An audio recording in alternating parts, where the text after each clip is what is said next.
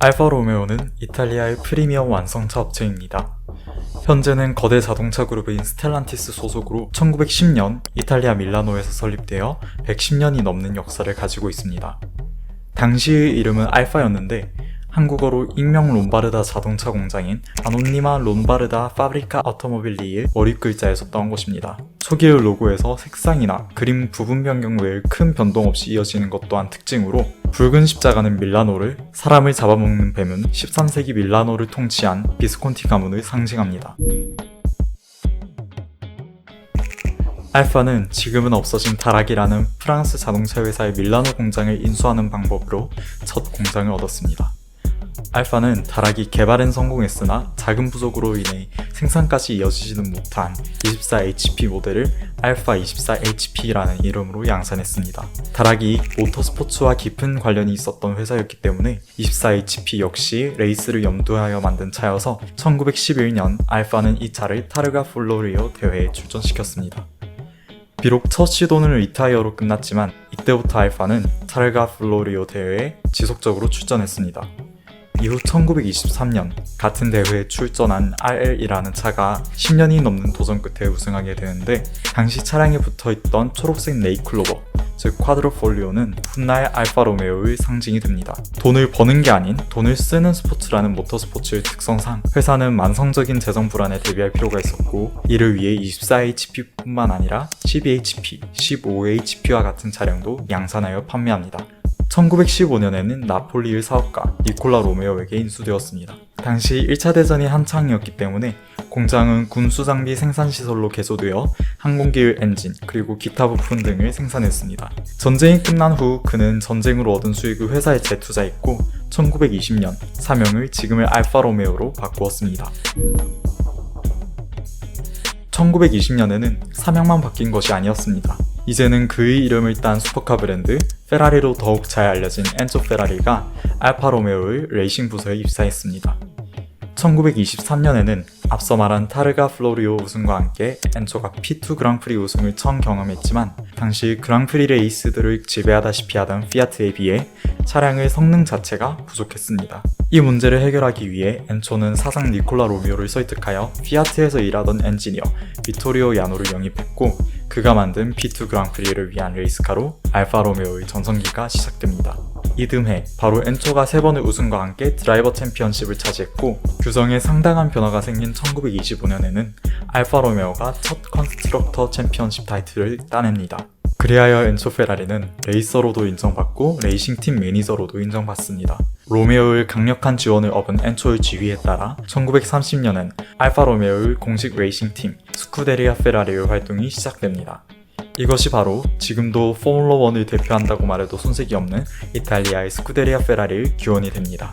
스쿠데리아 페라리는 알파 로메오의 8시를 타고 1931년부터 1934년까지 르망 24시 내구 레이스를 모두 우승했고 1932 시즌을 스파 24시 내구 레이스에서는 원투 피니시를 달성하며 승승장구했습니다.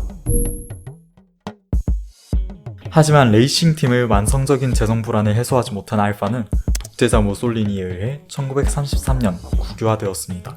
이와 함께 사내 경주팀을 철수시켰기 때문에 스쿠데리아 페라리는 알파 로메오의 아웃소싱 회사로 떨어져 나갔고 큰 성과를 이룰 수 없었습니다. 다만 1935년에는 알파 로메오 8C 시리즈의 일부로 비모토레라는 레이스카를 만들었습니다. 엔초의 지휘 아래 메르세데스와 아우토우니온을 이기기 위해 만들어진 이 차는 평균 323, 최고 속도 364라는 기록을 세웠고 최초로 지금의 페라리 로고를 달았습니다. 여전히 알파의 소속으로 레이스를 하고 싶었던 엔초는 1937년 스쿠데리아 페라리를 떠나 알파 로메오로 돌아가 알파가 다시 만든 레이싱팀인 알파 코르세를 만드는 데 일조했습니다. 하지만 그 또한 오래가지 못하고 부유한 고객들의 레이싱을 도와주는 회사로 전락하며 그 본질을 잃어갔습니다. 8시일 1938년 밀레밀리아 우승이 그들의 마지막 성과였고 이내 전설적인 레이스카는 단종되었습니다. 엔초 페라리는 이러한 변화에 동의할 수 없었고 알파 로메오를 떠나 자신의 자동차 회사 아우토 아비어 커스트로치오니를 설립했습니다. 곧 발발한 2차 세계대전은 1차 대전처럼 총력전이 벌어져 알파 로메오와 페라리는 전쟁과 관련 없는 작업을 모두 중단해야만 했습니다. 이탈리아는 추축국이었기 때문에 많은 폭격을 당했고 특히 스쿠데리아 페라리 공장이 전소되어 전쟁이 끝난 후 엔초 페라리가 지금의 페라리 본부인 마라넬로에서 재건했습니다. 한때 서로의 성장 동력이었던 알파 로메오와 페라리는 한순간에 경쟁자가 되었습니다. 그 경쟁의 무대는 그랑프리 레이싱이었습니다. 전쟁으로 알파 로메오 역시 타격을 입었지만 공장이 사라진 페라리에 비해선 그나마 상황이 나은 편이었습니다. 엔초 페라리는 나갔음에도 그가 남겨둔 유산이 충분했던 알파 로메오는 그랑프리가 본격적으로 재개된 1946년부터 트로피를 휩쓸며 전성기의 재시작을 알렸습니다. 1947년에는 오늘날 우리가 알파 로메오의 디자인 아이덴티티로 알고 있는 트리포일, 즉 세28이 형상의 그릴이 6C 2500 프레치아 도로에 적용되었습니다. 그랑프리가 포뮬러1으로 개편된 1950년에도 F1의 전설적인 드라이버 호안 마누엘 판지오를 영입하며 독주를 이어갔습니다. 포뮬러1 1951년 시즌 역시 비슷한 양상을 보이는 듯 했습니다. 당시엔 한 시즌이 8라운드로 구성되어 있었는데 알파 로메오가 4번째 라운드인 프랑스 그랑프리까지 총 3번의 우승을 따냈기 때문입니다.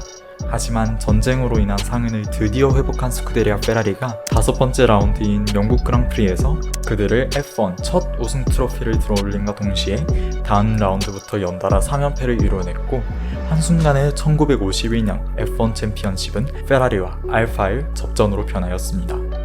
8번째 라운드이자 최종전인 스페인 경기를 연습 주행에서 페라리의 아스카리는 트랙 레코드를 기록하고 폴 포지션을 획득해 기대감을 높였습니다. 하지만 4번째 랩부터 알파 로메오의 판지오가 치고 나가기 시작했고 결국 아스카리가 타이어 문제로 2랩 뒤처진 채 경기가 끝났습니다.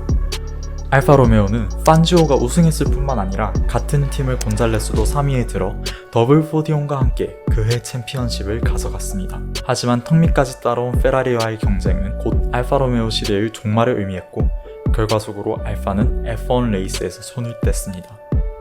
8시로 대표되던 알파의 스포츠카 레이싱은 이미 중단된 지 오래였고 패전국이었던 이탈리아에서 값비싼 스포츠카가 팔리는 걸 기대하긴 어려웠기 때문에 알파 로메오는 컴팩트한 차량을 주력으로 제작하는 회사로 변하였습니다. 대신 알파 로메오는 투어링카로 눈을 돌렸습니다.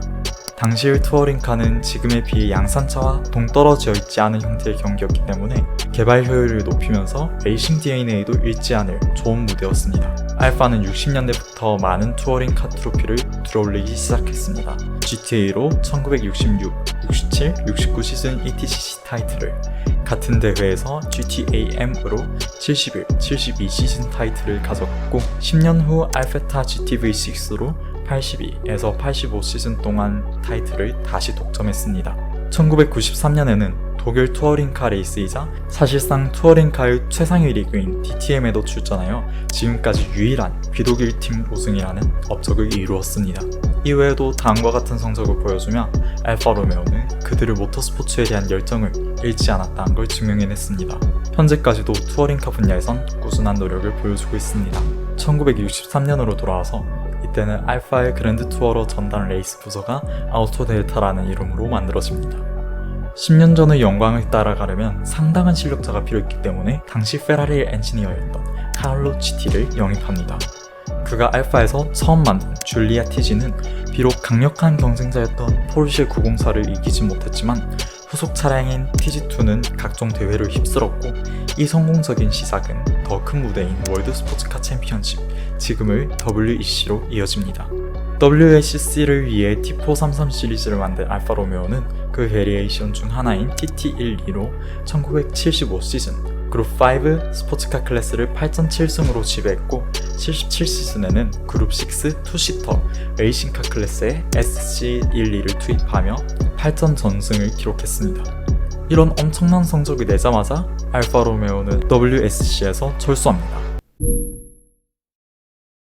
한 시즌 전승이라는 기록을 쓴 차라면 다음 시즌에도 충분히 통할 것이기 때문에 1977년의 철수는 이상하게 보일 수 있습니다. 하지만 이것은 F1에서 도전을 이어가기 위함이었습니다. 레이싱 부서 아우토 델타를 만들고 WSC에 참가한 것은 알파 로메오의 기원이라고도 볼 수 있는 그랑프리에 다시 참가하기 위한 치밀한 빌드업이었고 그들은 모든 준비가 되었다고 생각했습니다. 약간의 텀을 두고 1979년 벨기에 GP에 알파는 177을 선보이며 F1에 복귀했습니다. 하지만 수십 년의 시간 동안 F1은 너무나도 빠른 속도로 발전하여 다른 팀들의 기술력을 따라가기는 어렵고 팀은 낮은 신뢰성에 시달려야 했습니다. 1980년 호켄하임링에서 열린 독일 GP에선 연습 주행 중 팀의 드라이버 패트릭 디파일러가 사망하고 83시즌에 신설된 연료 탱크 크기 제한 규정은 알파 로메오의 경쟁력을 크게 떨어뜨렸습니다. 다른 팀들과 달리 알파는 이 규정을 본질적으로 해결하지 못했고 엔진 출력을 낮추어 연비를 높이는 수밖에 없었습니다. 이렇다 할 기록을 남기지 못한 채 1985 시즌 오스트리아 GP를 마지막으로 알파 로메오는 F1에서 완전히 철수합니다. F1뿐만 아니라 양산차 생산에서도 주목할 만한 성과를 보여주지 못했기 때문에 이탈리아 정부는 1986년 알파 로메오를 매각을 결정합니다. 이탈리아의 피아트가 이 딜에 참여했고 알파 로메오는 피아트에 소속이 됩니다. 피아트가 비록 큰 회사이긴 했지만 과거 알파 로메오의 영광을 되살릴 생각은 전혀 없었기 때문에 알파는 다시 컴팩트한 차량을 생산하는 데 집중합니다. 하지만 F1에서 문제가 된 품질과 신뢰성은 양산차에서도 똑같았고 그리 큰 매력이 없는 채로 투어링카의 명맥만 유지하며 20세기를 마칩니다. 2003년에는 알파 로메오의 전설적인 레이스카 80일 계보를 잇는 알파 로메오 80 컨셉카가 프랑크푸르트 모터쇼의 모습을 드러냅니다. 알파의 역사를 잘 담아낸 이 차는 컨셉에서 거의 변하지 않은 채 2007년 시장에서 판매됩니다. 아쉽게도 그들만의 기술력을 담았다기보단 같은 피아트사나 가족회사인 마세라티의 그란투리스모에서 외형만 바뀐 것에 가까웠지만 그 외형만으로도 충분한 가치를 지닌 차였습니다. 2018년에는 알파가 F1에 돌아왔습니다. 컨스트럭터라고 보기는 어렵고 스위스 팀 사우버의 기술 및 상업적 지원을 하는 네이밍 스폰서에 가깝습니다. 그런데 알파가 스폰하게 된 이 사우버는 2010년부터 페라리의 엔진을 공급받고 있고 2018년 알파에서 F1에 데뷔한 샤를 르클레가 이듬해 페라리로 콜업되었다는 사실에서 유추할 수 있다시피 사실상 스쿠데리아 페라리의 B팀입니다. 한 세기 전 알파 로메오의 레이스팀이었던 스쿠데리아 페라리는 이제 그 알파 로메오를 2군으로 삼고 있습니다. 엔초가 일궈냈던 유산으로 그랑프리와 초기 F1을 석권했던 알파 로메오의 역사엔 이미 엔초가 떠났기 때문에 어쩌면 당연한 수순일지도 모르겠습니다. 이번 영상은 여기에서 마치겠습니다. 재밌고 유익하셨다면 구독과 좋아요 눌러주시고 다음번에 더 유익한 영상으로 찾아오겠습니다.